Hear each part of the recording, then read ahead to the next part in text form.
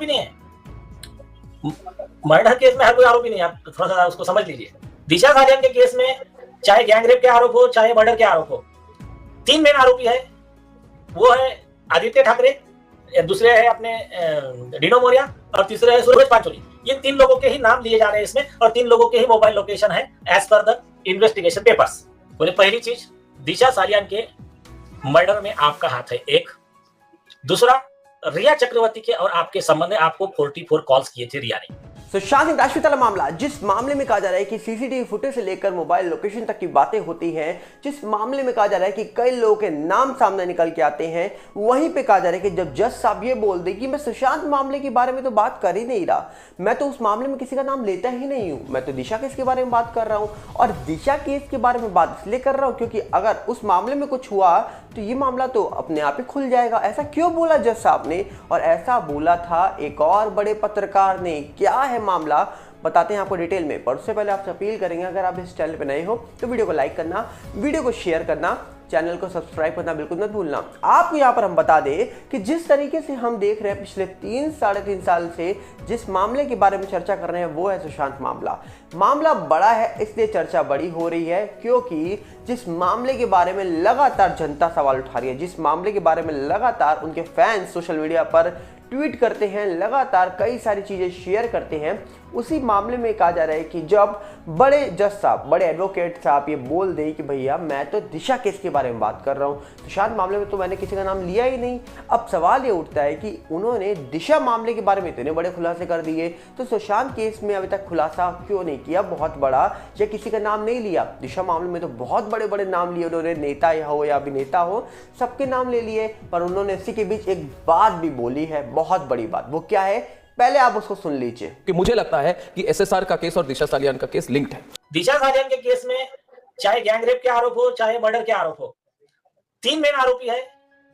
वो है आदित्य ठाकरे, दूसरे है अपने डिनो मोरिया और तीसरे है सूरज पांचोली। ये 3 लोगों के ही नाम लिए जा रहे हैं इसमें और 3 लोगों के ही मोबाइल लोकेशन है as per the investigation papers. आपने गौर किया होगा, मैंने सुशांत के मैटर में आज तक एक भी नाम नहीं लिया। मैंने क्यों नहीं लिया है, उसके पीछे 2 रीजन है। एक तो मेरी पॉलिसी है, जैसे आपको पता होगा, कई बार जब तक मैं मेरे आंख से ना देख लूं, मैं वेरीफाई ना करूं, मैं बोलूं ही नहीं। थोड़ा सा उसका इंतजार कीजिए। जिस दिन ये खुल गया, दिशा सालियान के केस में एक अरेस्ट हो गया, उस दिन सारे पत्ते खुलना शुरू हो जाएंगे। वो बाद में सब कड़ी से कड़ी जुड़ना शुरू हो जाएंगे। इस बात को सुनने के बाद आप समझ गए होंगे कि आखिरकार इतने बड़े एडवोकेट हों, इतने बड़े जज साहब हों, वो कहीं ना कहीं कुछ बातें इशारे के तौर पर सामने रख देते हैं और उनकी ये बात अपने आप में एक बहुत बड़ा आंसर दे के जाती है कि भैया मैं दिशा केस के बारे में बात इसलिए कर रहा हूँ क्योंकि इस मामले में कुछ भी एक्शन होता है या कोई भी पकड़ा जाता है जिसने कुछ गलत किया हो, तो अपने आप सुशांत मामले खुलने तय है। सुशांत मामला अपने आप खुल जाएगा। अगर इस मामले में कुछ भी चीजें सामने निकल के आएंगी दिशा केस में, तो सुशांत मामला खुल जाएगा। मतलब एक बार फिर से ये इशारा होता हुआ नजर आ रहा है कि मामला लिंक है। अब हम तो ये दावा नहीं करते क्योंकि ये दावा इन जज साहब से पहले एक बड़े पत्रकार कर चुके थे जिनका नाम अर्नब गोस्वामी है। जी हाँ, अर्नब गोस्वामी ने अभी हाल ही में जब उनके शो में महाराष्ट्र के डिप्टी सीएम देवेंद्र फडणवीस जी पहुंचे थे, तब भी कहा जा रहा है कि उन्होंने ये बात बोली थी कि उनको आज भी लगता है, अर्नब गोस्वामी जी ने बोली थी बात कि उनको आज भी लगता है कि दोनों मामले इंटरलिंक हैं। दोनों मामलों को लेकर सवाल शुरुआत से उठते आए हैं और शुरुआत से कई लोगों के दावे हैं कि भैया एक मामला खुल जाए तो दूसरा अपने आप खुलेगा, पर पहले दिशा खुलना चाहिए फिर सुशांत खुलेगा। अब ऐसा दावा लोगों ने किया, हमको नहीं पता कि सही में इंटरलिंक है नहीं है। क्योंकि ये मामला सोशल मीडिया के माध्यम से हुआ, बड़े पत्रकार कर रहे हैं और अब जज साहब भी साफ कह रहे हैं कि अगर दिशा केस खुलता है तो सुशांत अपने आप खुलेगा। तो बहुत सारी बातें, ये जो बात बोली गई है जज साहब के द्वारा, उनकी कही हुई बात में अपने आप में कई बातें निकल के आ रही हैं, कई बड़े सवाल निकल के आ रहे हैं कि आखिरकार चल क्या रहा है, हो क्या रहा है। तो यहाँ पर देखा जाए तो मोबाइल लोकेशन हो या फिर सीसीटीवी फुटेज हो, उसको लेकर बातें हो रही हैं और इस मामले में मोबाइल लोकेशन को लेकर भी जज साहब जो हैं उन्होंने बड़ा बयान दिया कि भैया मोबाइल लोकेशन आई है सामने और कुछ लोग मौजूद थे 3 से 4 घंटे उनके घर पे। दिशा केस के बारे में उन्होंने बात करी।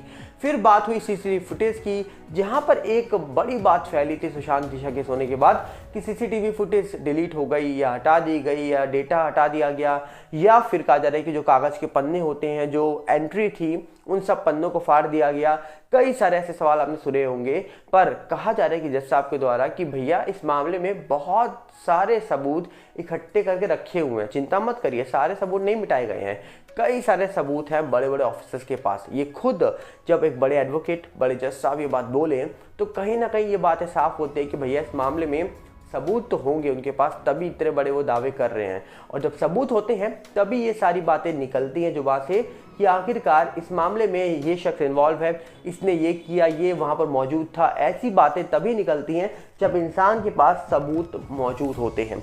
बिना सबूत के हवा में मुझे नहीं लगता कोई भी बात करेगा, और ख़ास करके एक बड़ा लॉयर या एक बड़ा एडवोकेट या एक बड़ा जस्ट हो कोई भी कोर्ट के, तो वो भी बिना सबूत की बात नहीं करते। एक आम शख्स कभी कुछ बोल जाए अनजाने में, पर जज हो या एडवोकेट हो, लॉयर हो, वो कभी इतनी बड़ी बात बिना सबूत के तो नहीं बोलेंगे। और जिस तरीके से बॉम्बे हाई कोर्ट में पीएल दाखिल की गई है उसके बाद बॉलीवुड शांत है, पर आखिरकार जिनका नाम सुशांत केस में बहुत तेजी से वायरल हुआ था वो जाग चुके हैं। लगातार हम देख रहे हैं कि रिया बात कर रही है अपने करियर को लेकर, लगातार वो बात कर रही है कि भैया मेरा करियर खराब हो गया, मेरा करियर डिस्ट्रॉय हो चुका है, मुझे काम नहीं मिल रहा है, मुझे कौन काम देगा। इन तरीके की बातें अब सामने बोली जा रही है रिया के द्वारा, और कहा जा रहा है कि ऐसी बातें कर करके अब लगातार हम देख रहे हैं कि रिया के कई सारे इंटरव्यू सामने निकल के आ रहे हैं। और वहीं पे बात की जाए तो कई अन्य लोग भी अब सामने दिखने लग गए हैं। पहले जहां पर कुछ टाइम तक बहुत सारे लोग नहीं दिख रहे थे, पर वहीं पे कहा जा रहा है कि अब कई सारे लोग मीडिया पे आते हैं,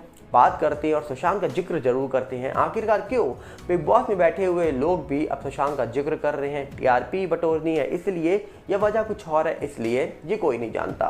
पर अब सुशांत बहुत सारे लोगों को याद आ रहे हैं। आखिरकार ये वही सुशांत है जिन्होंने इंडस्ट्री को करीब कहा जा रहा है कि 10 साल के ऊपर दे दिया, जहाँ पर फिल्म इंडस्ट्री और टीवी इंडस्ट्री और दोनों इंडस्ट्री को मिलाकर इन्होंने डेब्यू किया था करीब 10-12 साल पहले, लगभग 2010 से पहले। और उसके बाद से इन्होंने बहुत टाइम दिया इंडस्ट्री को, पर उसके बाद भी इनको इंडस्ट्री में क्या कोई सच्चा दोस्त मिल पाया? क्या सच्चा दोस्त के नाम पर वही लोग मिले जिन्होंने बाद में धोखा दिया? ऐसे कई सारे सवाल उठाए गए सुशांत केस को लेकर, ऐसे कई सारे सवाल सामने निकल के भी आए। अब देखने वाला विषय होगा कि आखिरकार सही में इस पूरे मामले में क्या चीज़ें निकल के आ रही हैं, क्या होगा इस मामले में, ये तो आने वाले वक्त में ही पता लगेगा। पर हम चाहेंगे कि आप बताइए कमेंट्स में कि आप इस पूरे मामले को लेकर क्या देखते हो, क्या समझते हो। और जिस तरीके से बॉलीवुड शांत है, बॉलीवुड के कई सारे फिल्मों का हाल बेहाल है, कई सारी चीज़ें जो निकल के आ रही हैं, ये सारी चीज़ें अपने आप में कई बड़े सवाल उठा देती हैं कि आखिरकार बॉलीवुड आजकल जो दिखाई दे रहा है, इस बॉलीवुड में क्या अब वो मज़ा नहीं रहा? क्या बॉलीवुड अब अपना ही अपने बारे में सोचने में लगा हुआ है? कई सारे सवाल, कई सारी बातें निकल के आती हैं। पर हम चाहेंगे आप अपनी राय कमेंट्स में रखिए और बताइए कि आप इस मामले को लेकर क्या समझते हो। हम मिलेंगे बहुत जल्दी। साथ में आपसे अपील करेंगे कि अगर आप इस चैनल पर नए हो तो वीडियो को लाइक कर दीजिएगा, वीडियो को शेयर कर दीजिएगा और चैनल को सब्सक्राइब करना बिल्कुल मत भूलिएगा। और साथ में हमारा नया चैनल सागर भल्ला रिव्यू भी आ चुका है, उसके साथ भी जुड़िए ताकि आपका हमारा प्यार बना रहे। और साथ ही साथ हमारा एक फेसबुक का भी नया चैनल आ चुका है, जिसके साथ भी अगर आप जुड़ेंगे तो डेफिनेटली हमें खुशी होगी, क्योंकि उस चैनल पे भी आपका सपोर्ट चाहिए, आपका प्यार चाहिए। अभी वो चैनल से शुरू किया है और उम्मीद है कि आप उस पर भी अपना प्यार दिखाएंगे। हम मिलेंगे बहुत जल्दी और आपसे अपील करेंगे कि जुड़े रहिएगा चैनल के साथ अपडेट के लिए। मिलते हैं बहुत जल्दी। नमस्कार, जय हिंद।